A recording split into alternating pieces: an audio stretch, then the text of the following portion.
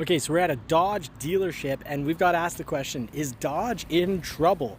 You walk the Dodge lot and let's see what they've got for sale and what kind of prices they have. Because if you look at this lot, you think that Dodge is in, and Jeep, that they're in a lot of trouble, because look underneath the tent here, lo and behold, that is a lot of Jeep for sales. How can so many Jeeps be for sale and things still be, good or bad? What's going on? So we're gonna have to go to the office to actually check data, to not just assume that because we've got a row of Jeeps here all for sale. And let's see which ones. We've got a Sahara Jeep here, and this is 59,900 Canadian.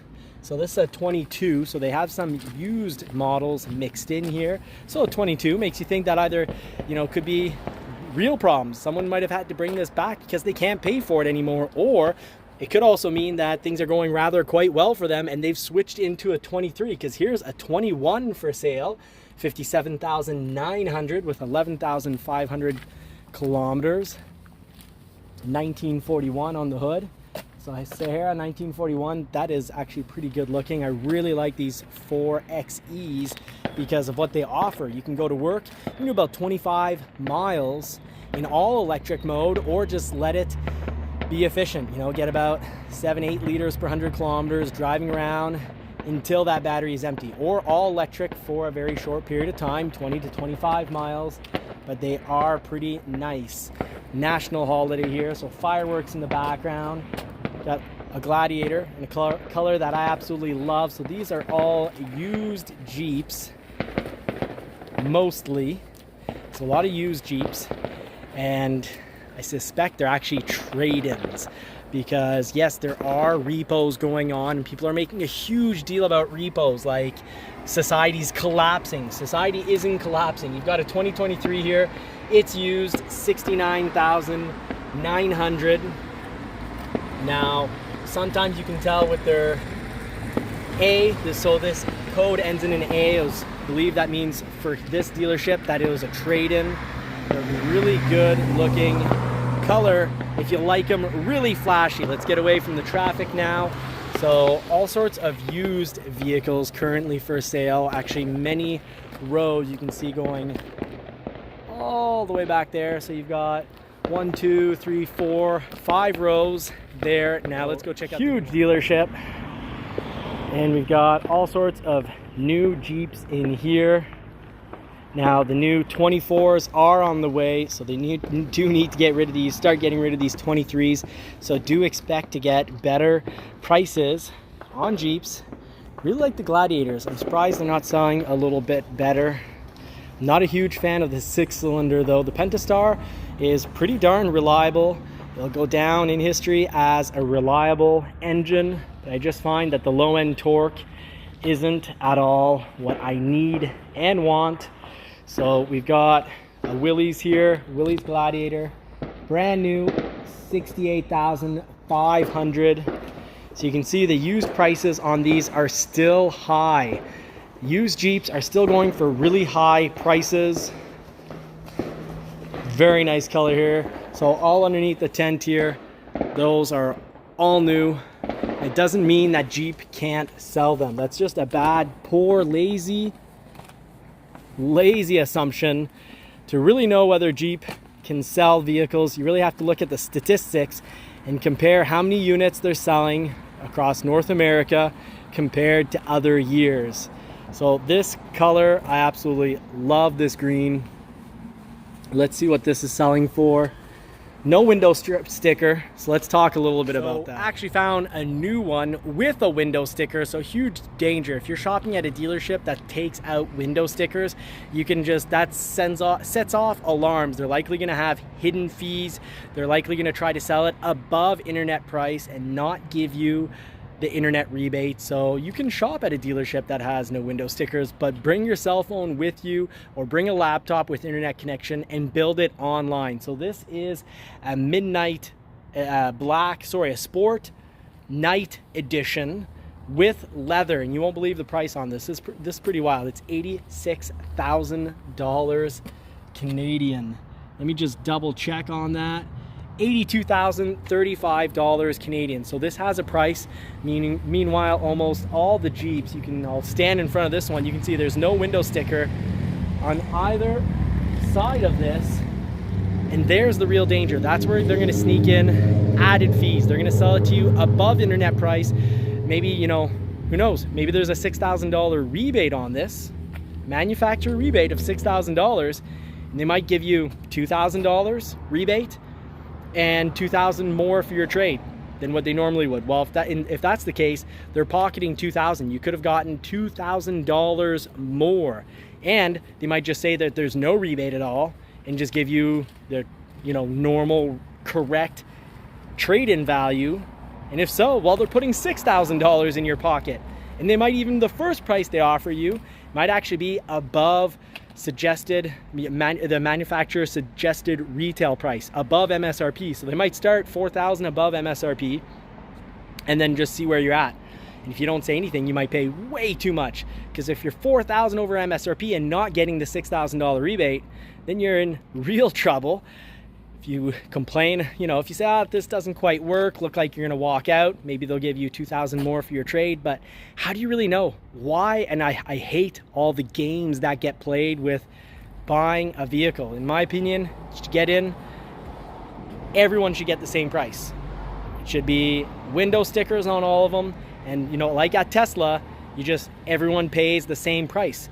And if the MSRP goes up, well, it goes up. And if they want to rebate it, they don't rebate it. They just bring the MSRP down to make sure everyone gets the correct price. Gang of scooters just went by. Really sorry. They're as bad, maybe even worse than cyclists. Cyclists, they're wild. There'll be a cycling lane beside the main road, but they'll still be too wide on the main road to try to cause accidents. Cyclists do want to kill you. They don't use their own lanes. It's wild, but scooters are possibly worse because they're so annoying with that mosquito exhaust. But lots of Jeeps and Dodges for sale here. The yard is full. What does that mean? Let's not make any assumptions. It's foolish to assume that because the yard is full and a year ago the yard was empty, it doesn't mean they can't sell any. Production has gone up everywhere. The real question is, have sales also gone up from last year? Because if they haven't, that's a really bad sign. So let's head off to the office and see whether Jeep and Dodge really are in trouble. All right, so as we can see, dealerships are full of Jeeps, Rams, and Dodges. There's also been a record high repossessions going on, and a lot of those are Dodge and Rams. Actually, Ford F-150 is the #1 repossessed vehicle, but also the most sold vehicle. So no surprise there. And we'll be covering, stay tuned, we'll be covering what's going on at Ford. But let's talk numbers, actual numbers. So the national average in the States is just above 50 days of inventory. What does that mean, 50 days of inventory? That means on average, for each of these brands up here, it's the number of days it takes them to move their vehicles, to move that metal from the day it comes in to the day it actually gets sold. So they're reporting when the vehicles actually get sold to a customer, a buyer. So we've got some important information here that's going to let us know that prices are going to go down and need to go down desperately. So you've got Jeep, they're trying to hold out. A lot of dealerships are still asking high prices, even over MSRP, or added on fake, kind of semi-fake add-ons so that you pay more than the window sticker. That's going on at Jeep, folks. Don't be fooled. And well, let's look at this line right here over for the Jeep. We're at pretty much 80 days of inventory supply. So that's going back to the good old days, 2018, 2019. That's about where they would have been for days of supply. So they need to go back to those old time rebates if they're going to move any of these vehicles. And Jeep, they're not helping themselves out. They've really increased the prices. A Grand Cherokee is now in that high luxury price range, and I don't know if buyers are willing to pay that kind of money for a Jeep product. So Jeep, if you're shopping for one, make sure you get a good deal, because they've got no choice. When inventory days in inventory are high, it also means that inventory is high. They're paying big interest payments on the vehicles on that lot. They're going to need to get them moving. But it's even worse at Ram. Ram, we're not that far off, 100-day supply at Ram. Ram and Dodge really need to move some metal. Otherwise, the dealerships are going to really be hurting. And maybe, they've made a lot of money the last few years and they're trying to hold out. But if you're at a dealership, or you can only find dealerships that are trying to hold out that still want over MSRP, or even MSRP shouldn't be accepted.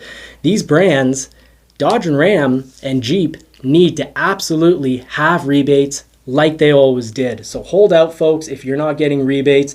So let's see what the numbers are in regards to best-selling automotive brands. Last month, let's look.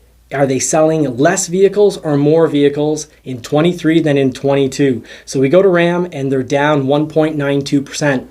They might try to tell you it's not a big deal and they don't need to rebate their product, but they absolutely do need rebates on their models, because remember, in 22, they would have had what? 30, 40% less inventory, less sellable vehicles than back in 2018-19. So if they're down 1.92% from last year, where they barely had any inventory, the real story, the real deal is that they're hurting. They are not selling nearly as many vehicles as they need to be selling. So that's Ram, down 1.92%. Now let's check out here. Let's look for Jeep. Jeep down 11.88%. And again, 2022 inventory, quite low compared to tons of inventory now. If they're down 11% from last year, that means they're having a lot of trouble selling vehicles. And that's because a lot of dealerships are holding out. They're not giving rebates when they're available, manufacturer rebates. And there's some of them are even still trying to sell over MSRP. So don't buy over MSRP. Don't allow yourself to pay dealer fees, and make sure you get a rebate, a manufacturer rebate, because Jeep, Dodge, and Ram should all be putting rebates. Now actually Dodge is up 29.7%, and actually with inventory, lack of inventory in 22 and now tons of inventory in 23 for most Dodge models, being up 29% means things are, well, back to normal for sales for them.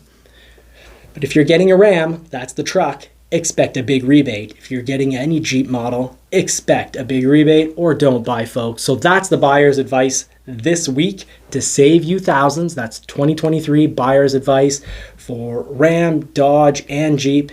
If you want to know about Ford, stay tuned. We'll be doing a dealership lot walk, and looking at what kind of inventory they have, what models are available and what models aren't available, and how are they doing for sales, so we can know what kind of rebate we can expect from those brands. Thank you so much for watching. I would love it if you could help out, help feed and dress those poodles. Hit that subscribe button, hit the bell notification button so you don't miss out on, I've got a lot of tricks to save you thousands, whether you're buying or maintaining a vehicle. So help us out. We're here to help you out. Join the community. Thank you so much for watching. If you made it this far, just drop finisher in the comments section. Thank you so much for all your support.